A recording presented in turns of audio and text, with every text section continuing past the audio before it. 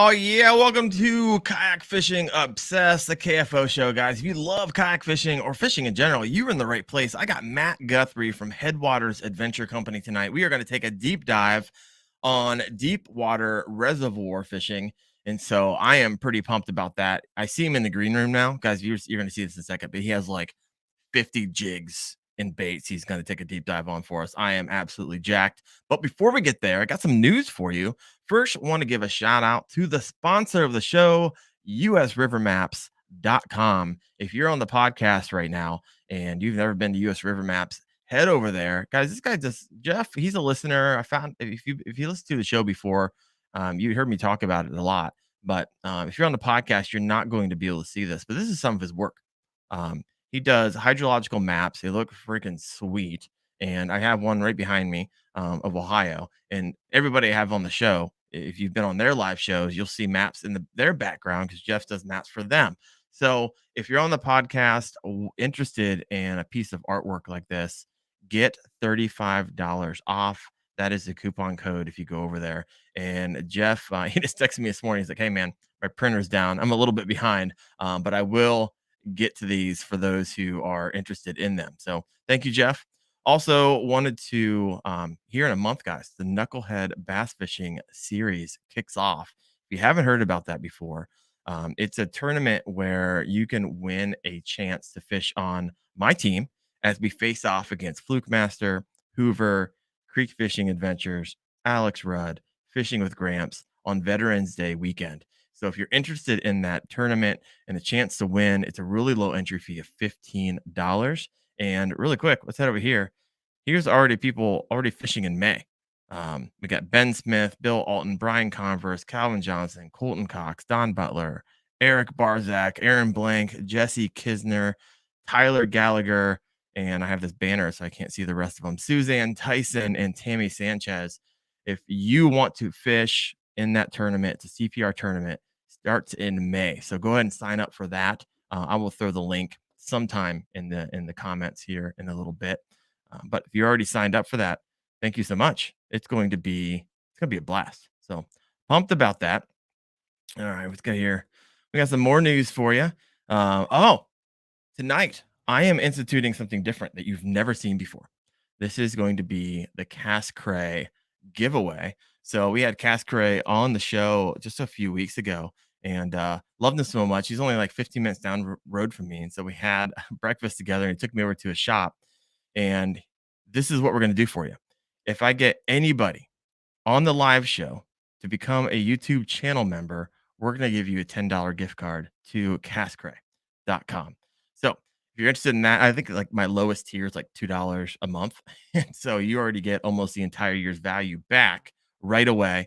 So if you're interested in that, I will go ahead and all you gotta do, it's gotta be live though. Can't be outside of live. So if you want to join, I think there's a way to do that through YouTube. I'm not on that interface. I'm on a different interface, but would love for you to be a channel member. I kind of go the extra mile for you on a bunch of different perks that typical viewers aren't able to see. And so it's my way of just saying thank you and some sneak peeks to a lot of the shows and stuff and a lot of the videos that I have that are coming out in like weeks ahead. You get to see those early and a bunch of other stuff. So this is an interactive show. So if you have questions for Matt or myself, please throw those in the comments below and we will get those answered for you. But enough with the news. Matt from Headwaters Adventure Company, my man, welcome to the show. How you doing tonight? Good. Thanks for having me on. Appreciate it. You know what? This is great. If you guys can see this, if you're not on the podcast, he has got a smorgasbord of baits that we are going to dive into. And so, but first, as always, if you're part of the show, I love to hear people's stories, right? Yeah, they're gonna lay some truth on us and hopefully give us some tips and tricks and hopefully catch some bass in places that maybe we're not familiar, or maybe a technique, or maybe using lures we're not familiar with. But I think it makes it brings it home for me when I know the person a little bit. So tell us a little bit about your story. I know you're telling me a little bit about it in the green room, but tell us how you got to where you are today. I was working at a sporting goods store and I absolutely hated it.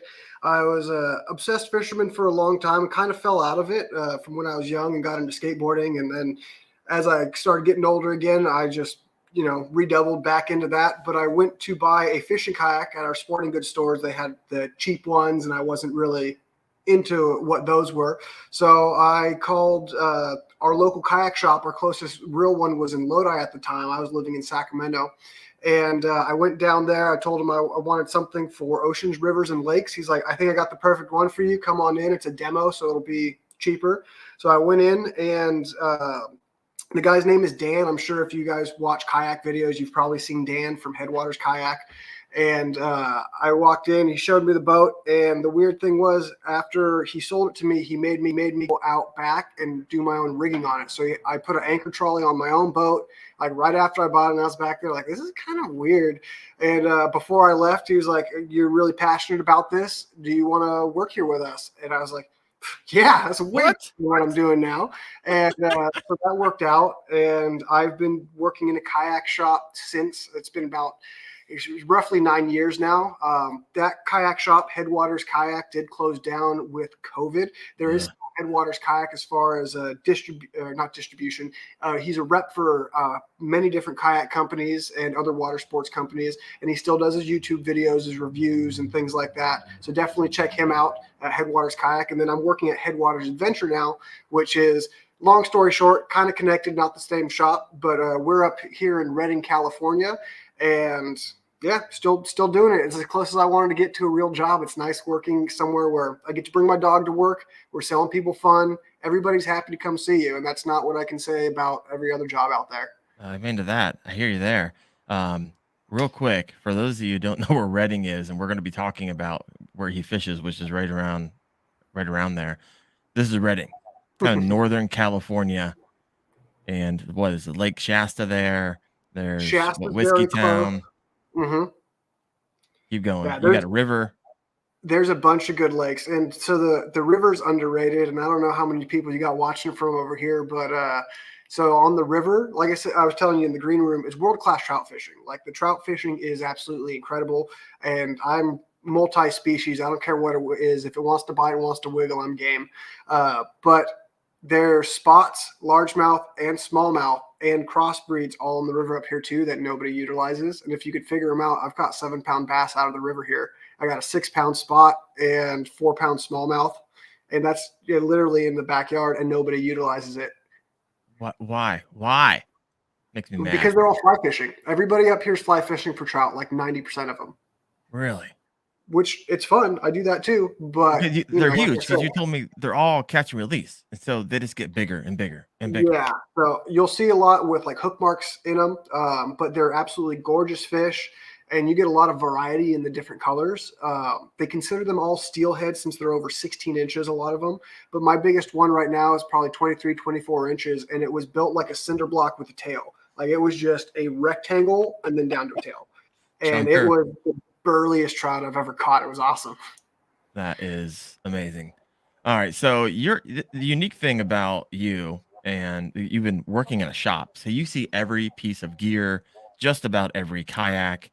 You've been in the industry for such a long time, and so if you ever wanted to ask a question to someone of those who are listening in, now's the time to ask that question for someone who's seen it all. For sure, please do. Because you sell. Let's talk about kayaks for a second before we hop into deep water reservoir fishing, because we're gonna spend a little bit of time there. But I noticed on the website you sell crescents, feel frees, sea streams, Hobies, old towns, three waters. I'm curious, and I'm not asking you to say which one's better, but how do they different, right? Because most of us probably never. I mean, we've probably seen crescents. We've been to Bass Pro Shops, but sea streams and three waters and stuff like that. For those who've never put our eyes on one, what are the differentiating kind of factors, or what are they known for? Walk us through some of those. So, I mean, biggest thing is drive quality. A lot of your entry level prices, the quality of the drive, it's not as smooth. Like, it's not going to break down on you, but it's either going to be a heavier drive. It's not going to be nearly as quick, or there's going to be a little bit more resistance when you're pedaling, things like that. But as far as drives themselves, I would say the prop drive and the fin drive. I mean, those are the two. Hobie's got the fin drive cornered, and there are other companies that make them now. Vibe Kayaks has a sort of fin drive, as well as Pelican. The Hobies are bulletproof, and if anything does go wrong, Warranty wise, they're really good as well. I will say I worked with Native a lot as well at the kayak shop in Reading. Yeah. And so awesome kayaks. The drive does require maintenance. So that's something that you'd want to keep up on if you get a Native. They're great drives, but you do want to, depending on how much you fish, if you're going out 3 times a week, you want to put new grease in it every 6 months or so, which is not hard to do, but it's just something you want to keep up on. Yeah. Then the Old Towns, they've also got a prop drive. Cool thing about their drive is it floats. I have had to go scuba diving for people's drives before. Yes. So, and I was impressed. We took it, threw it in the water, and it floats pretty high. So it's not something that's going to be pretty much subsurface, but not quite sank. It was actually something you could keep an eye on. So that was cool.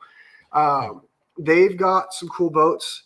I think really what sets Hobie apart is features. Their fishing feature specific, their boats are so well thought out that, I mean, from the horizontal rod stagers to the way your seat adjusts to, I mean, your track system or the H-rail system, Hobie's really, really dialed in features, and something that they do that none of the other, to my knowledge, prop-driven drives do is the left and right hand steering control. Not all of their boats have it, but the Outback and the Pro Angler.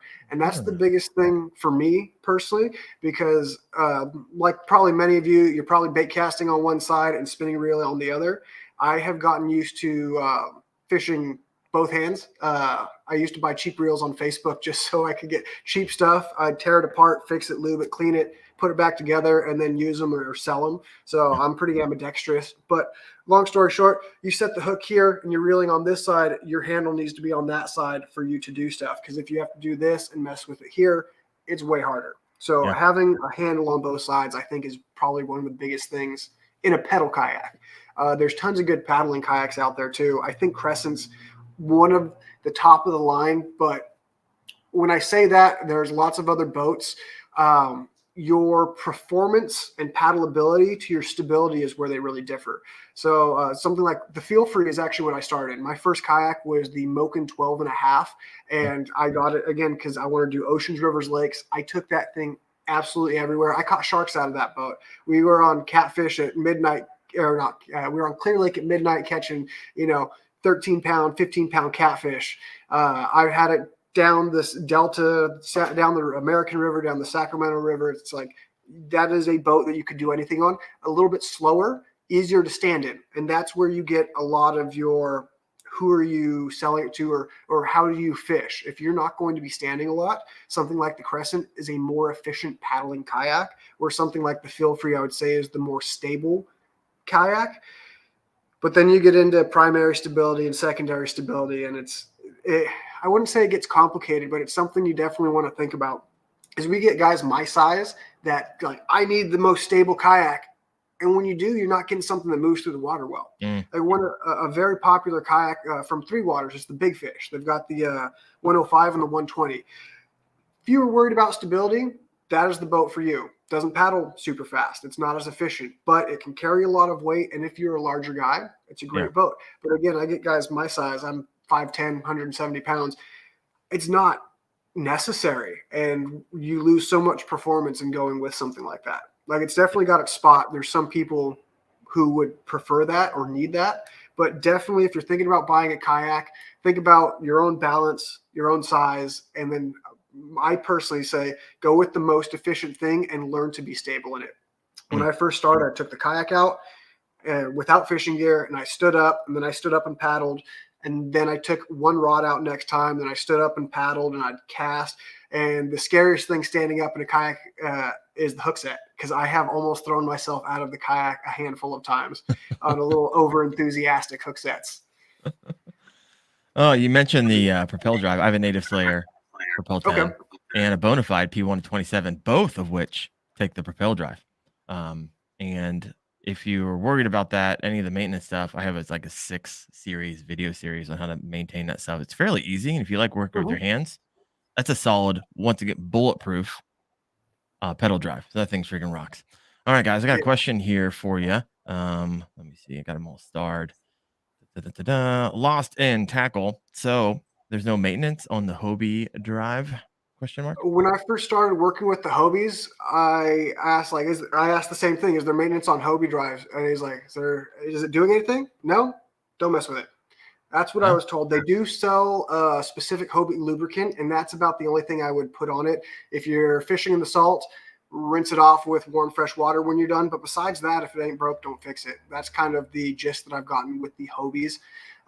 With a lot of use, eventually you can have some like bearings wear out.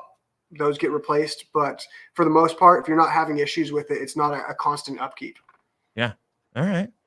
Shane JSOJ says, laugh out loud at a big fish 120. It's a tank, but I love it. I mean, really what you're looking at when you say I want more stability, what you're saying is I want a fatter boat, right? Generally. I mean, you got the hull types. Yeah, I was going to say that one's got a tri-hole design, so that kind of captures the air. So when you push, it does not want to go anywhere. Again, if stability is your thing, especially if you're not traveling long distance in it, that's a great boat. You know, they all fit their place. Kind of like our fishing rods, kayaks. Not one does everything perfect.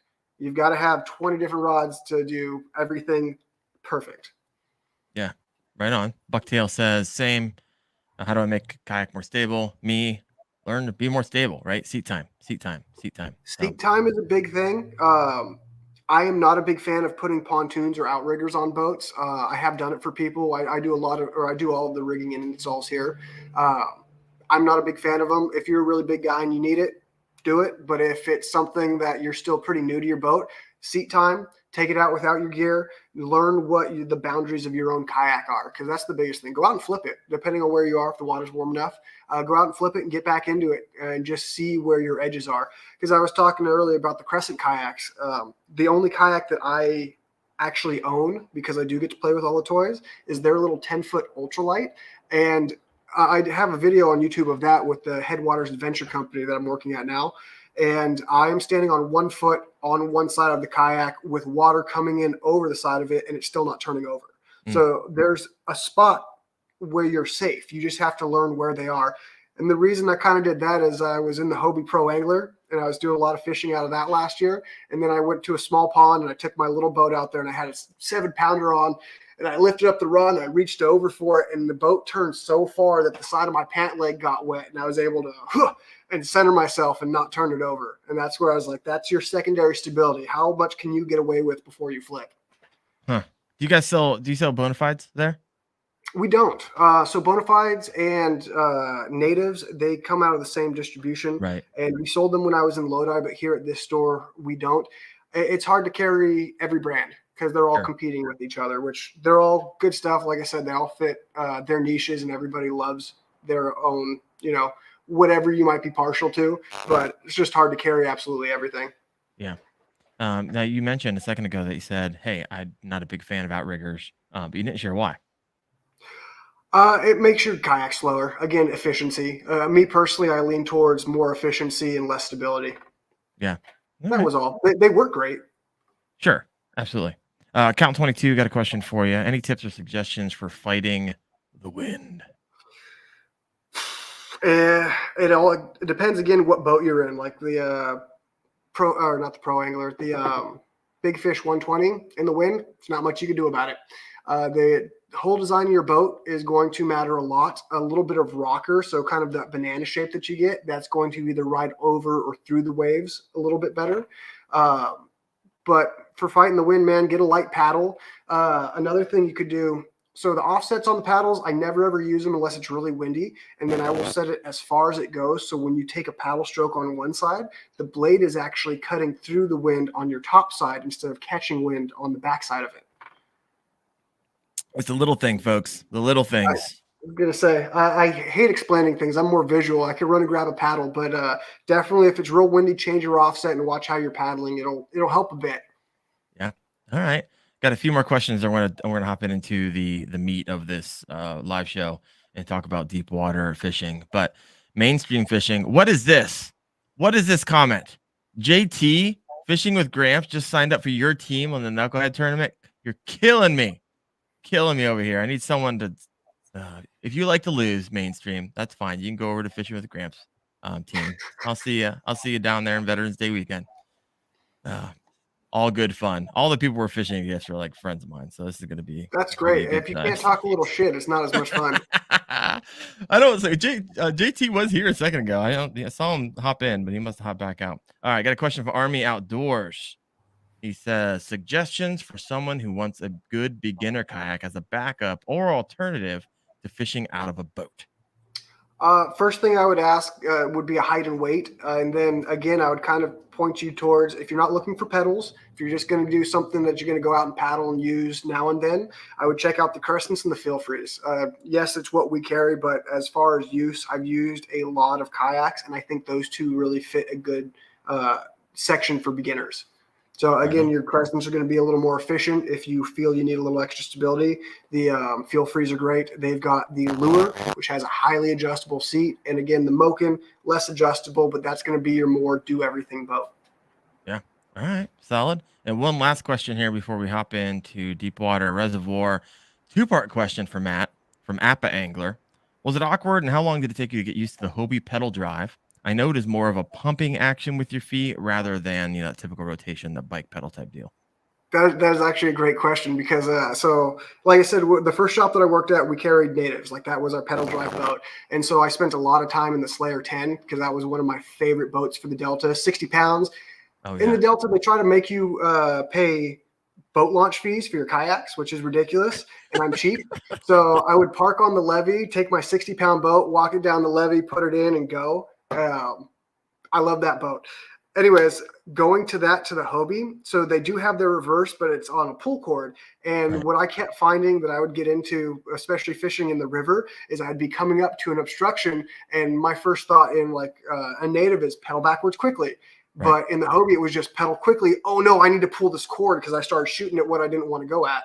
And so you'd have to sit there, pull it, and then pedal back even harder. It's a hard transition at first. After you go out a handful of times, I'd say 3-4 times, you adjust to it just fine. As far as the pedal system themselves, some people will like one more than the other as far as like ergonomics. Again, I've used them both, and I don't really have a preference. I'm just out there to fish, whatever gets me to my spot. Yeah. It does take a little adjustment, but both drives work extremely well. Okay. A few times out in the water, you figured out, and like most things, Yeah, becomes second that nature pull after you cord do it. becomes second nature. You just stop thinking about it and you can pull it. Yeah. All right. Well, here I'm going to circle back because you asked for height and weight. Army Outdoors, Yeah. 6'1", 220. Does that change your answer? No. Again, so both of the boats have plenty of weight capacity. I would look at the Light Tackle 2 is Crescent's new fishing boat. It's got a high and low seat. You're definitely in the right range for that. It's going to be a little bit more efficient. If you felt you wanted a little bit more stability, I'd still send you to that Moken Lure area as far as a paddling kayak. There's always different options once you go towards pedals, but I think that'd be a great place to start, do some research, and you're welcome to call into the shop. And we talk to people all over the U.S. because Dan, when I was working at Headwaters Kayak in Lodi, he was the person they would go to for information. Now that his shop isn't there and we still have the Headwaters name, people call us. And again, I've been doing it for a while, so people sometimes you can only do so much with YouTube and doing your own research. Sometimes you need somebody's opinion who's been out and on it. Yeah. I need a human to talk to, please. Yeah, Actually converse with, not just listen to. Totally get that. exactly. And the last question on fishing kayaks comes from me. Now, I'm always fascinated with someone who has access to so many kayaks. Which one do you own? The only one that I personally own is the Crescent Ultralight. That is my quick. I got an hour. I'm going to chuck it on my car and go. It's 49 pounds. I don't remember the 49? 49 pounds. It's only a 10-foot boat. Throw that under your arm. Huh? You can just throw it under your arm and like walk with it. Yeah. In that boat too, again, I like to think my balance is pretty good, but I've brought like my whole, maybe not tournament setup, but I've brought all my gear, 6-7 rods out, and I stand and fish out of that thing. And it's a little squirrely, but again, it all depends on your own personal balance. But usually that's my like pond boat, or I've got a short time, or if I'm fishing the river and I'm bringing a rod or two for trout and a rod or two for bass, like it's simple, it's easy. I gravitate towards convenience. Yeah. All right. And I guess, so last year I was doing a handful of kayak fishing tournaments. And when I was doing the tournaments, I was in the Pro Angler 12. Sounds like a comfy boat. I need to get myself in one of those. That seat is second to none in the pro anglers, I will say. I think that's probably the best seat on the market.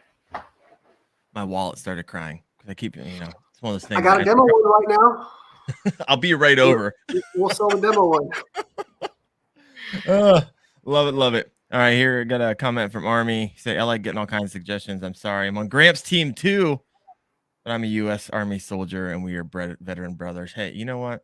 I can appreciate that. Thanks I for your respect service. that. Absolutely. Absolutely. And here's the thing. Gramps starts next month and only goes 4 months. And so if you don't make it on anybody's team, my last tournament month is August. And so y'all, if you don't win a chance to be on anybody else's team, you can sign up for mine as well. All right, we're going to switch gears here and we're going to spend the remainder of our time. Yes, deep water reservoir fishing. And I want to first start with Morgan Smith. He's got a question for you, kind of get us kicked off here. So what depth classifies a lake or reservoir as deep water reservoir? You laugh. I'm curious why. Is this a question to me? Yeah.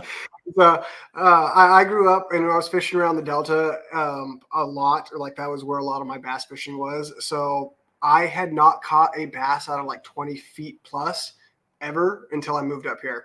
Yeah. And down there we had Lake Comanche too, which I'd say is a deep water reservoir.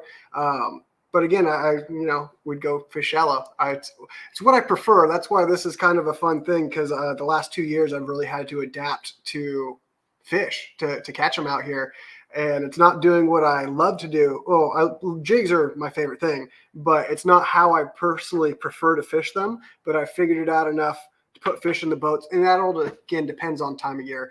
But last year I was catching fish down into 80 feet with jigs, and I don't like to do it, but I can. That's the thing is I don't want to, but I can now. Wow. 80 so feet. Deep I'd say is 20 to 80. Let's say. I don't even know if we have a lake 80 feet deep in Ohio. Okay.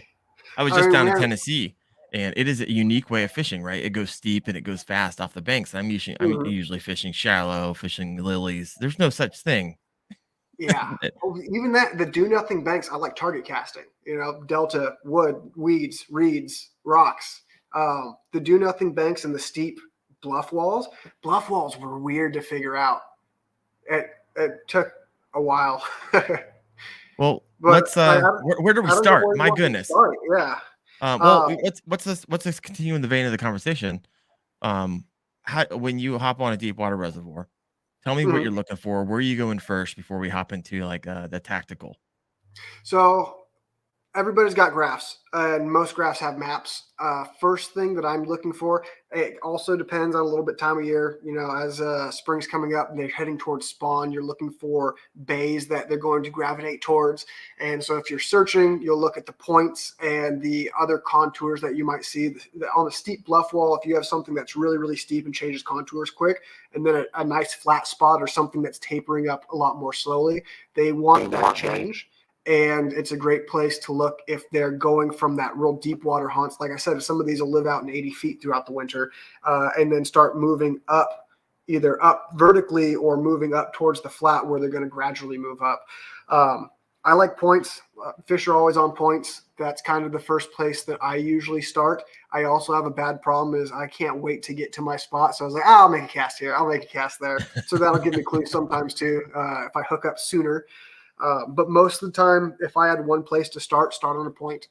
Your jigs, you can fish them in 0 feet of water. You can fish them in over 100 feet of water.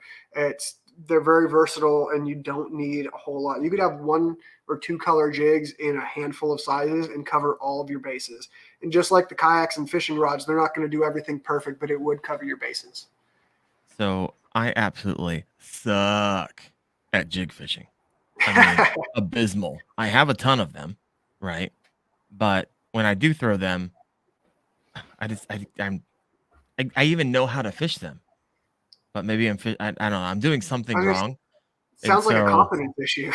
Yeah, it is. I have confidence baits. They're definitely not jigs. So, but I, as they say, jigs catch pigs, and I know they do. That's not true. They catch big fish, but they catch tiny fish. Well, I mean, okay, fair enough. So I was walk say me it through. depends what size jig you're throwing, I guess. Well, lay it on us. Take us All through. right. Give us the seminar. Okay. I will. So a lot of the lakes up here are spotted bass lakes. So that kind of makes a difference in your picking your jigs. And that was another hard thing for me to adjust to because this was my standard jig when I was fishing in the Delta. This is a big mop jig. It's a full silicone living rubber skirt. And then I would put either like a full size brush hog or this is the Kinky Beaver from Reaction Innovations, but it's big.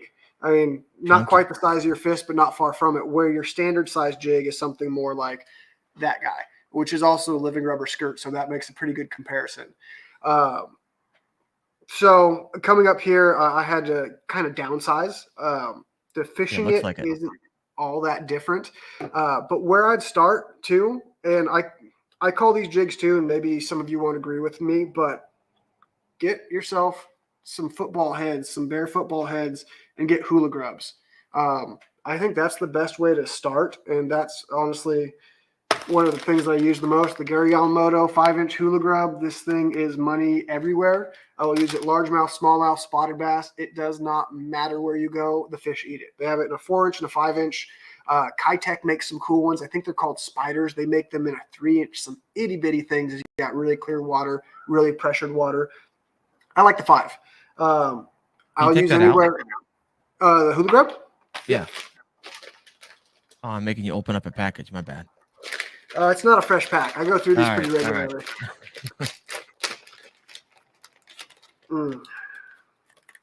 And which ones are these again? The hula grubs? Smell them. What was that? Are these hula grubs that we're showing us? Yes, this is the Yamamoto hula grub. And you're talking about little tips and tricks, and you might again think I'm crazy, but I got turned on to this. But the hula grub is pretty simple bait. It's got 2 kicking legs, and they are attached together right now. You have to break those, so always break them before you start fishing them. There we go. And then it's got a skirt on top that's molded in, and it's quite a bit more finesseful than these big skirts that are on your other baits. And there's no weed guard, so that's going to be a thing too. They do sell just standard football heads with weed guards. One of the things that I suggest, and you might think I'm crazy, you might think it doesn't matter, but right here on the leg, there is a little emblem for their mold, the Yamamoto baits mold. And you want to have that with your hook point coming up. So the side that the molded stamp is on, it has an up and down. If you break these legs apart, that is how they're going to point up. And because they've been sitting in the bag funny, one's pointed back, but this is going to point up straight. If you rig it the other way, they're down and they don't kick quite right. And you might think I'm crazy, but we fish this side by side and it actually makes a difference. All right. But the hula grub is, if you are overwhelmed by jigs, pick up one of these and a pack of jig heads and go to town. Like they eat them everywhere. They have tons of different colors. I usually stay with green pumpkin, and if the water's a little bit dirty, I spike the tips with Spike It. That's about it. Okay. It could be a crawdad, it could be a bluegill, it could be whatever you like. It just plain gets eaten. But green pumpkin black flake is my go-to. I will say your football head does matter. So this one is one of the Gamakatsu ones, and I really like that because where the point of the hook is compared to the hook eye. So as long as you have a good gap, your hookup ratios are incredible. This is a little hand pour from a company up here in a 3/4 ounce, but I actually took bend the hook and tipped it up a bit. On a lot of these hand pours and a lot of other companies, your hook is pointing too close to that eye, and on your hook set, you'll miss fish. So especially a hand pour, I look to see where the eye of the hook is compared to the tip. And if it's too close, I'll bend it up ever so slightly. And that way, when you set the hook, it goes right into the roof of the mouth. So talking like that's 4 degrees, right? And so yeah, instead of straight like 45. Like a frog, right? Yeah, kind of like bending your frog hooks up. Yep. Exactly. Right. So just that little bit, it makes a huge difference. And it makes it from where you're really trying to jack them really hard to where you could reel and pull like a crankbait bite, which is cool, especially when you're fishing deep. You've got a lot of line out. So just that, if they pick it up, just crank. And as that rod's loading up, you just turn into them, they're stuck. And especially when you're fishing deep, say like the 80 feet, that's what I was catching them on. And I don't want to crank them up or they're going to expand and could die, but they definitely don't feel good afterwards. So I'd hook them. And as long as you've got, I actually try to use something a little bit more parabolic, so I'll stick them and I'll just slowly reel them if they're out in 80 feet, so I don't kill them. Again, probably not what you'd do for a tournament, but we were just out fun fishing. So Yeah. Well, pause real uh, fast. Let's stop for 1 second here. mhm. I'm lost in tackle. I am highly interested. I'm not frozen. You're right. I didn't move at all when he was talking the whole time because I was just listening. But do you fizz your fish since you're If catching I so have deep? to, Yeah. yeah. I So try not to. so real quick, for those of us don't fish that deep, right? If you're in kind of northeast, explain what fizzing a fish is and when you do it and why maybe you don't do it as often if you don't have to, type of thing. Mhm. It really fishing fish has to do with their swim bladder. If you bring them up from really deep water really fast, the air in their swim bladder expands, and you'll see it start to come out of their mouth. Their eyes will bulge out of their head, and it hurts them a lot. If you have a descender, you could send them back down. But if you've ever seen a fish that has had its swim bladder come out, their eyes will start to bug out, and I assume they get some damage. Not that we haven't caught blind fish, but try not to hurt the fish when you don't have to. But what happens is if you hook them and reel them up very slowly, which is what I try to do. Again, it's different if you're in a tournament situation. If you're in a tournament, you're probably going to jack them and crank them in as fast as you can. But if you do it slowly, the swim bladder has time to adjust and won't expand. If you do burn them in, it's going to expand, and you take basically a needle and you put it just past the front dorsal fin, not dorsal fin, side fin, forgetting my fin names, but you put it through there. Some people will do it in the swim bladder where they see it coming out of the mouth, but it'll Mm. just release the air. You have a pinhole in the fish, and then they, when you release them, can swim back down. And if you put them in a live well, they won't die. Because if you have that fish that has expanded in your live well, it will die. Yeah. Wow. Um, Crazy. And a neat thing to think about too. My buddy told me this. He's fishing a standard jerkbait over a flat in like 40 feet, and he had to fizz a fish, and they only go down like 6 feet. It's because that fish shot up all the So way from fast. the depth to grab it, and then he hooked it and brought it to the boat, and he had to fizz that fish, even though his lure was only down in like 6 feet of water. That Just is something crazy. interesting. No, I did a little research on this prior to the show because I was out in the Tennessee reservoir just last week. Freezing cold outside. Only caught a few, but the boat owner was like, "Hey, you ever had to fizz a fish?" And I was like, "What are you talking about?" And so I did the research on it, and that can happen, right? They jump up from the depths really fast to grab a meal, Mhm. but also I heard it could even happen to like just 20 feet. Like, I haven't had that happen, but it wouldn't surprise me. I usually think of it as kind of like 40 feet and less. mm, It I don't know if this has anything to do with it, but in scuba diving, you can go down to 30 feet and come straight back up to the top without having any issues. Once you go past that, you actually have to acclimate yourself as you come back up. yeah, So maybe yeah, it has to do something with like that. I'm no sure. scientist. No, me either. And it probably, someone might have been like, "Oh, I had to fish a fish, it was at 20 feet." Well, we don't know where it came from, right? Did it come from That's 40? true. Yeah. Yeah, and so their scientific method might have been a little flawed, and then we read it and take it as truth, so that kinda makes Stranger sense. things have happened. Yeah, right? For sure. Alright, man, we got the smorgasbord of questions. Uh, Um, oh, okay. alright, here we go. Let me see. We were talking about jigs a bit ago, and question for Matt, where would the thermocline be at an average on your lake's foot range? I would say generally in that 30 to 30 foot ish. So depending on the lake, Whiskeytown, it stays like 15 foot year round. The thermocline is really weird there because it has a constant feed of cold water coming into it. Mm, On lakes that have a chance to warm up more, I would say they're usually around 30, 40 feet. alright, right on. Let me see what else here. Oh, it's kind of a personal question. I mean, personal fishing. Appa angler, is the hula jig first in your arsenal when you're throwing out? I It's first or second. I go back and forth with that, and this is a hand pour jig from somebody out here, and I'll go back and forth between them. I fish them the exact same way. If I'm not getting hit on one, I move to the other. I kind of go back and forth. So it's definitely up there. Either that or this will be tied onto my rod, All right. especially with these spotted bass. If there's more largemouth in the lake, I'm probably going to put something a little different on. But the hula grub or another jig is always going to be on. Yeah, right on. Morgan got a question for you. And I don't think you did. He asked the question, did you say the size of the football head jigs? So I do. So you can get them up to an ounce and as small as a quarter. I won't throw the quarter in the football head. I'll actually just do a ball head because I do quarter ounce ball heads for my little swim baits and a bunch of other things. As soon as I get to the 3/8 and up, I start doing the football heads.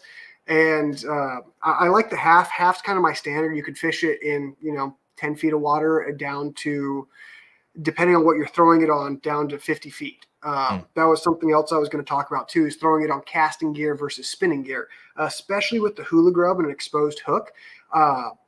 If I wanted to fish in, say, 20 to 50 feet of water on a casting rod, I am throwing the 3/4 and even deeper than that. If I wanted to do that with a different fall rate and something a little bit more finesse, just because it's not dropping so fast, I would move over to the 1/2 ounce and put it on a spinning rod on like 10-pound test. So something light, and then from there you can still fish in that really deep water. The line's a little bit lighter, but again, you have an exposed hook and a good drag, and you don't have to hit them really hard. But you can get the same sensitivity with the lighter weight going to spinning gear. And so if the fish are really finicky, if they're not eating that 3/4 out deep, I'll move to the 1/2 and put it on a spinning rod. So I'm fishing the same depths, but if I have to pop that over something, it's going to fall slower and it's going Yeah. to give them more chance to eat it. All right. Right on. Oh, here we go. New member, Greg. Thank you, my man. I will get that $10 gift card from Cass Cray coming your way. Thanks for kind of signing up to be a channel member. And I am going to, man, it's a lot of fun. If you guys don't know, like I have this channel membership thing is like my inner circle. So those who like super support and want to help with the direction of the YouTube channel, these are the people I lean into. I do polls, I do messages only that they get. So thank you, Greg. I know you've been around for a long time supporting the channel. Thanks for becoming a member. All right, back to some of the questions. This one comes from Bucktail Fishing. Do you Ned rig much at these depths? I don't like to personally, and that's just a me thing. I really hate finesse fishing. I've also, what I've caught my largest bass on has been on a drop shot. I still hate to do it. Um, I might downsize to the 4-inch hula grub, but I try not to. If it's a tournament situation, I'm really not getting bit, I'll try it. But if I don't get bit on that relatively soon, I'll go back to the hula grub. I just have way more confidence in it. So the hula grub's like that's your confidence bait.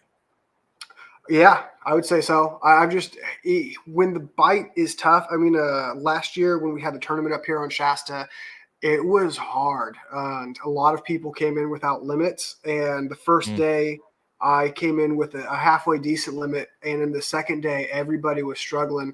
And I ended up only putting 4 fish in the boat. My 5th fish ended up being a trout on the hula grub, of all things. And I Huh. broke off one other bass. But when it's tough, I will put a jig in my hand. And I think the reason for that, in my opinion, is because I can feel everything going on down there. I can tell what the bottom feels like or how the contours are. If you, like, in my mind, if I'm dragging it, it's going tick to tick to tick tick tick, and I get hung on something, I'm going to shake it. If it doesn't come over, I'm going to start to lift. If it still doesn't come over, I'm going to start shaking it. And as soon as you feel it come off that rock, I'm waiting for my bite. It's going to Mm. drop, and you'll just get that dunk. Or if you don't, when you reel it to move it again next, it's just going to be weight or spongy, and that's it. And we all love the jig bites. I almost lost my rod relatively recently because one like shook my arm. It hit so hard.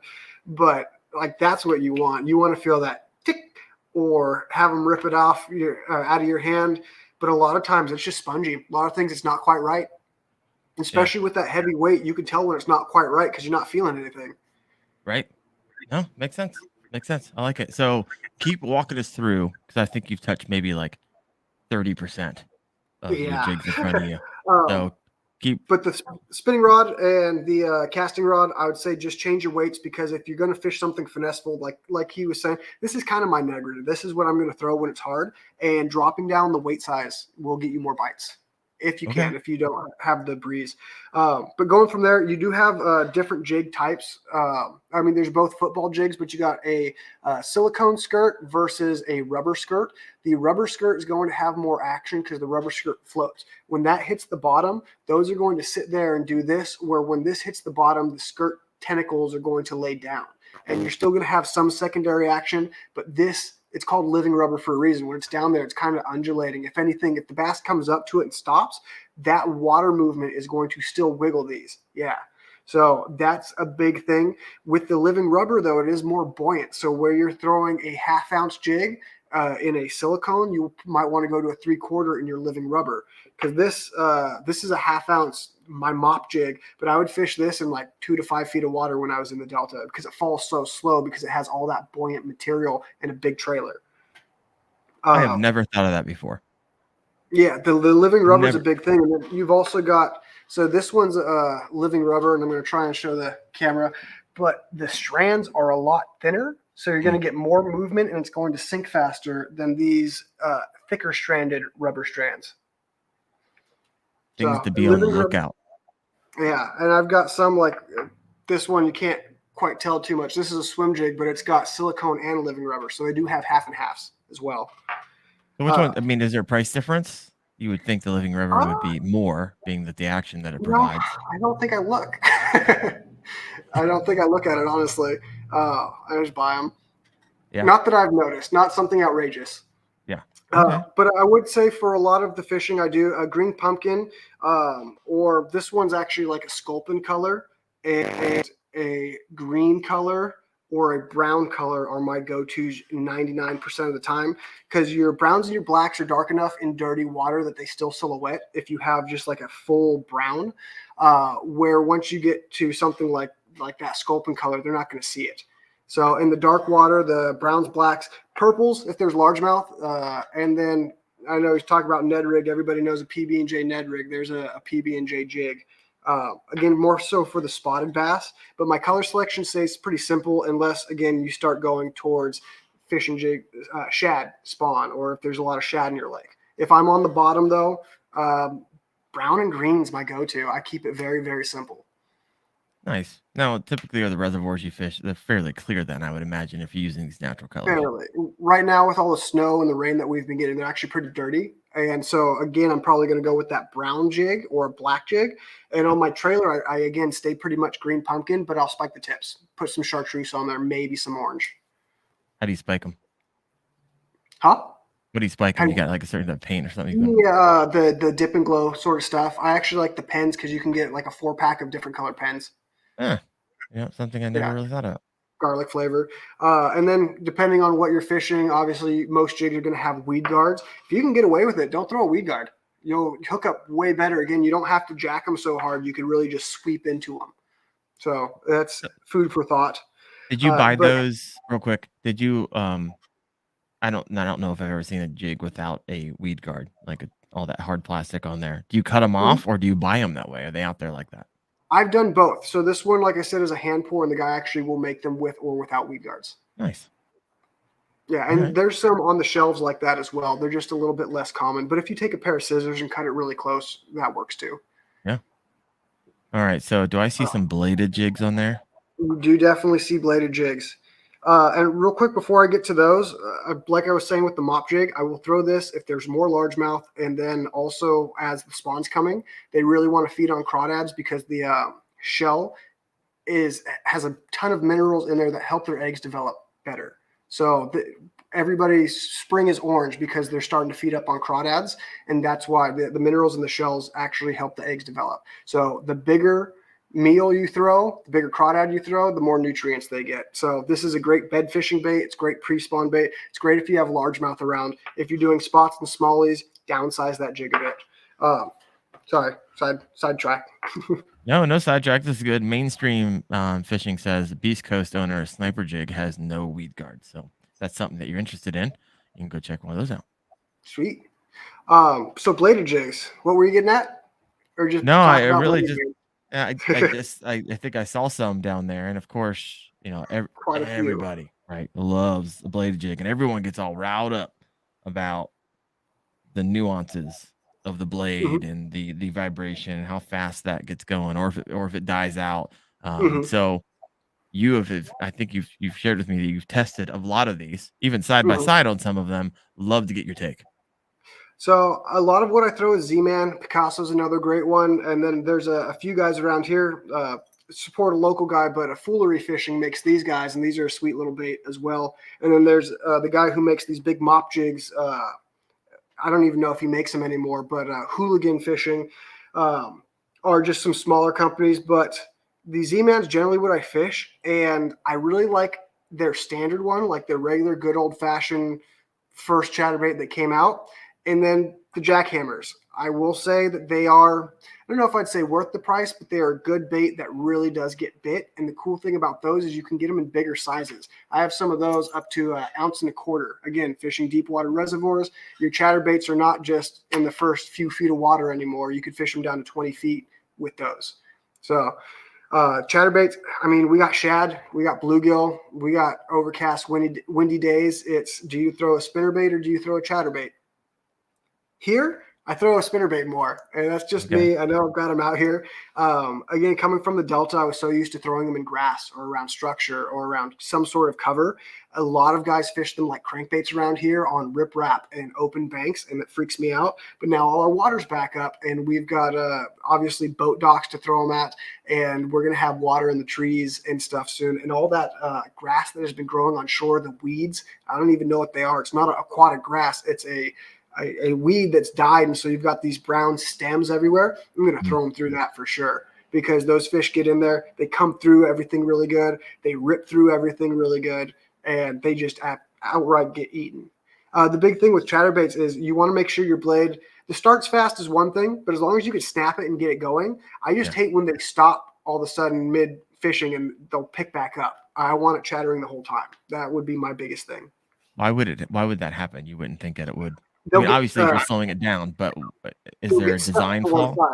Got it. I don't know. Honestly, I like them better with the standard like snap clip versus some of these have, I mean, I don't think I can show you both at once. Some of them have that, and I'm not a big fan of that. I really do prefer their standard snap style clip. I think it vibrates better. Got it. It doesn't get hooked up because of it? Doesn't seem to, no. The other ones, every once in a while, you'll feel it like kink, and then they'll start back up again, or you'll have to pop them to start them back up again. But the original chatterbait does not seem to have that issue, and the jackhammer doesn't either. And actually, there's also the Thunder Cricket, that one from Strike King. I've actually caught a ton of fish on the Thunder Cricket too. It's built around the same idea as the I'm sorry, I keep spacing out, the jackhammer. Okay. Yeah. You just went from the one you really like being a $4.99 lure to the other one that was like a $16.99 lure. You go both ways. Yeah, I like it. One Kush One says, "Hey, thanks for that knowledge on the red crawl baits and why they want them. I know I see a ton of videos come across right about now on YouTube. Red, orange, and no one can really explain why. Orange is going to be a little bit more dirty water. Red's going to be a little bit more clear water. Just food for thought. The orange stands out a little bit better in the mud water. Yeah. Generally, the rest of the year, I'm throwing a black and blue chatterbait for my dirty water situations. But right now, with the spawn coming up, the reds and oranges can be really, really good. But if the water's really clear, I'm still going to kind of tend towards more of a green pumpkin, because that could pass as crawdad or bluegill. It's like, I don't care what they want to eat as long as they eat it. Yeah, right. Mainstream's got a question for you. The Berkeley, what about the slobber knocker? Tried that? I haven't thrown it. I haven't thrown it. I don't know about that one yet. I know a lot of Berkeley stuff that they're coming out with now is pretty sweet. So I, like everything else, they'll catch fish, but I haven't used it yet. All right, solid. If anybody else has used it, give us your opinion or thoughts, pros, cons in the comments below. We are at 55 minutes, and I want to take us into a section. Well, everyone else, if you have a question for Matt, go ahead and throw that in there. We'll come back around toward the end, and we'll answer those for you. But I am introducing a new segment tonight. All kinds of new stuff tonight. We're going to do underrated, overrated, and this is just an opinion piece, right? So I want to give me your thoughts on it. Since we're talking about bladed jigs, underrated, overrated jigs that cost $14 plus.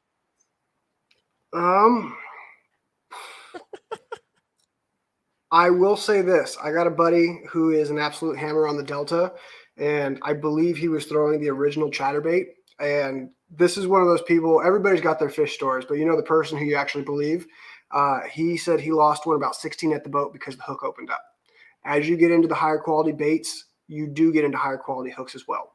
So that's about all I can say for that. Not everything you pay $15 and up for is worth it, I don't think, but there's a few of them out there that are definitely well worth it. Because if you How do, many has he lost? how many has he lost? 16? No. He lost a 16-pounder. Oh, gotcha. Yeah. Yeah. I believe it was on the original Z-Man chatterbait. And if you look at these versus the jackhammer, I mean, that one's like a black nickel heavy duty hook where I bet, I mean, just for the sake of argument, I could bend this. So I just did that to my Z-Man original chatterbait hook. Yeah. So and that's not a lesson. That $10, not a lesson you want to learn on a 16. I was going to say on tournament day or just in your heart, or the rest having of your that life. happen at the boat. Yeah. I mean, that's a sad day. So, and I'm going to get rid of this one now. Once your hooks are bent, especially to a certain point, they're not worth it. They bend easier.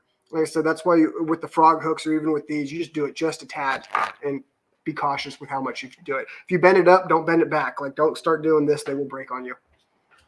I didn't lose it, and it's painful still. What you told me that story. Yeah. To think about it. It was in a tournament too that he was already obliterating everybody in. So he still ended up winning, but he's like, dude, I could have came in with that thing.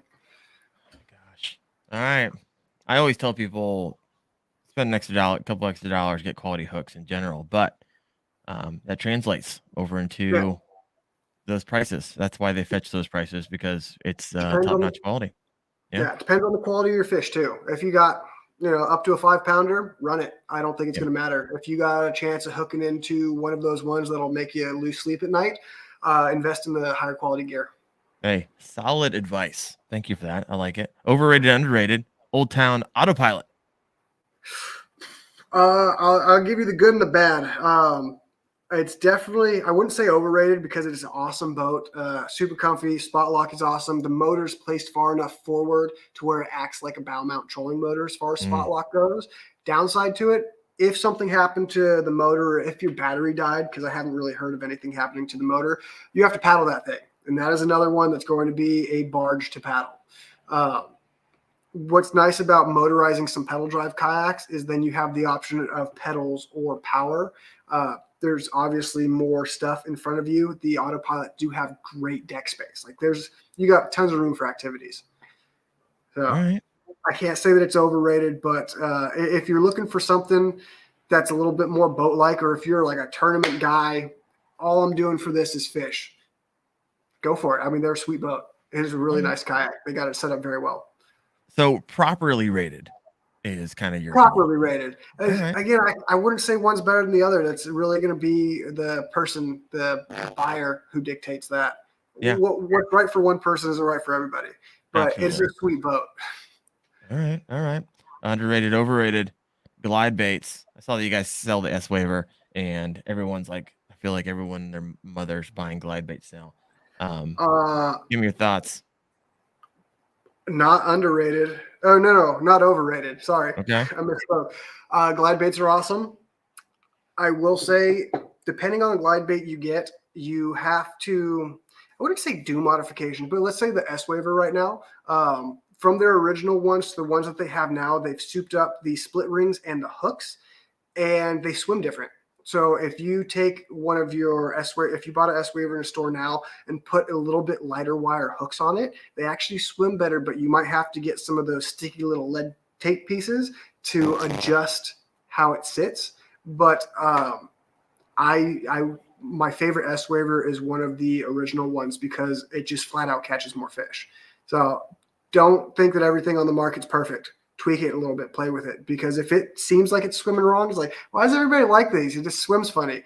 There's a reason it swims funny. Take the time and do a little trial there, or go on YouTube, Google, see about it. But especially on S waivers, I would downsize my hooks because they come with like 3X hooks on them. Go to a 1X.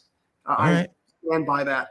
Also, too, there's some baits that have it. I think the Shine Glide from Savage Gear, that is a super underrated bait.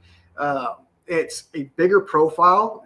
If you've seen them, they kind of taper. It's not quite like a bluegill shape, but it's not slim like the S-Waver is. That thing absolutely gets crushed.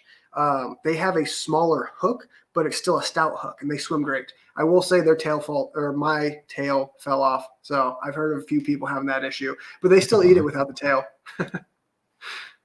Interesting. All right. Yeah, Well, all depends on the glide bait. The Storm Arashi, pick one of those up. They're awesome. all right. All right. All right. Let me see here. I'm going back to the questions. We're going to finish off our time together. Let me see. I got to read I something. didn't even get to trailers or swim jigs. Well, I'm just going to have you on again because All right. you're like a wealth of knowledge, and I love it. Love it. Love it. All right. Let me see here. All right. Going through some questions. The final questions here. Here we go. Lost and Tackle. Best budget glide bait in your opinion? I would still say actually, I'd probably say the Shine Glide. It's a little bit bigger profile, so definitely if you have more largemouth. But I would say that or the S-Waver. Okay. And then the Arashi's just under $40, so it depends what your budget is. But any of those three would be a great place to start. And I definitely suggest starting with the S-Waver. I believe it's the 168. They're like standard size. Everything eats that. I've caught a ton of smallmouth spots, caught my largest spot on it, and tons of largemouth as well. Nice. And he's not joking, guys. He was sending me some photos because I asked him to send me some for the thumbnail, and catching some launches. Those things are massive. Every fish too. It wasn't like, oh, here's largemouth bass, here's a largemouth bass. You were like putting up multi-species monsters. That's been over the last few years, so it's piled up. We've all got our stashed fish picks. Oh yeah. Oh yeah. Python Dad said love the Shine Glides. So that one's underrated. Underrated. There we go. Got a couple more questions here. This one comes in from Bowfin Junkie. Have you ever worked with or used the Wilderness Systems Helix PD or the motor drive for the radar? I have not. That is not something that I've got to play with. I know one of the reps, which take it with a grain of salt, he really likes it, and he does a lot of ocean fishing with the radar. So if he's confident to be out there, 2-3 miles with it, I would be very confident in that drive. I haven't done any maintenance. I haven't had anybody bring me one for maintenance. So with that should be a good sign. But right. I'm not familiar with the boats. I haven't used them. Right. All right. Python Dad, you said it was definitely underrated. He's like, I pulled up whole wolf packs of 5 to 6 pounders on the Magnum Shine Glides. Never heard of wolf packs. I love it. Oh yeah, that's when you get like a school of 4, 5, 6, 7, 8 bass that follow it and won't eat it. Keep a Senko backed up because I've done very well. They follow it in, throw a Senko at them or a light jig. Love it. And I think I got one more question for you. This one comes from Emery. Emery, this is the first time you showed up tonight, so thanks for the question. He said, I'd like to add a few jackhammers to my arsenal. Yeah. Any recos where I can get started on any trailers that you like? So my tried and true. So basically, if it's not a shad, I'm throwing a Rage Craw. Like that is my tried and true green pumpkin Rage Craw. Again, I'll change the tips, maybe a little bit of orange or chartreuse. They're really only 2 colors. I'll spike it, but Rage Craw would be my number 1 go-to trailer for really any chatterbait. My blacks and blues, all of it. Green pumpkin Rage Craw. If you're doing a shad presentation, there's a ton of different things you could use, but if you don't want to go out and buy new trailers, if you got a shad color Senko, clip a 5-inch Senko down a little bit, and the chatter that the blade puts off, because those Senkos are so soft, radiates and quivers through there. So you're not getting this big wiggling kick action, but it gives your bait a little bit more bulk, and it really transmits that vibration through that really soft bait, and you get this really nice quiver, and it works great. They don't last long. You'll go through a few Senkos, but save the tip for a Ned rig. All right, right on. Scott had a question here. I'm not sure if I understand it. Vertical or horizontal? Scott, maybe talking about the line tie for the jigs. There you go. Wait. Here we go. I've got both vertical and horizontal. I haven't really thought about it that much. I throw them both and I catch fish on both. I don't have a preference. Sometimes it's nice if you could find them where the eye of the hook is recessed. I do think that helps for your knot. Well, folks, tonight you might have to watch this one over again because there was an incredible amount of experience shared tonight. And Matt, thank you so Yeah, much no problem. Thanks for for having bringing me. it. Next time, hope we can talk about swim jigs. Those ones are my favorite. Got to have you on again because there's a lot of things we could have gone deeper on. Sometimes I don't realize. Here's the cool thing, right? So a lot of times people are like, oh, you know all the named people, right, in YouTube. But there's a lot of guys out there and girls who know their stuff, right? And might not have huge followings. You're a perfect example of that. One of my favorite shows is the stuff that you're bringing to the table. You're not out there making content. You're out there honing your skills. I So tried to do that. I hate editing. That's right. If I record anything, you get like maybe a minute clip of something cool happening. That's about as much as I can give. right. Well, where can people find you or reach out to you or if they need to get a hold of Um, you? Definitely. So I definitely recommend checking out Headwaters Adventure Company on Facebook and Instagram. I'm Matt Mandu. That's why it says Mandu, even though it's Guthrie. A lot of people think that's my last name. But yeah, Instagram is best way to get in contact with me. And then if you have any kayak or fishing questions, feel free to call the shop here in Reading or send us an email or do it on Messenger or Instagram. Those are the best ways. And we're happy to talk about kayaks if you're just buying your first one or even getting into a new one. And we got fishing gear here too. And it's obviously going to be different fishing than where you're at. But there's a few things that, span the board and work everywhere. For sure. Hey, Well, we crappie ship kayaks. say what? We ship kayaks. So Oh, right everybody on. needs one. Yeah. Yeah. It's pretty much like $200 flat anywhere. All right, solid, solid. Crappy Kev says, "Great show, great podcast." Some more encouragement over here. Jeff, super show. Morgan, great content. That's all you, Matt. Thank you so much Thank you. I for appreciate it. bringing the heat tonight. Guys, we'll see you next week. Next week we got Debo's fishing on, so you don't want to miss that one. So next Tuesday night, 8:30 p.m. Eastern. Thanks for showing up. For those of you on the podcast, thank you so much for listening through. We'll see y'all next week.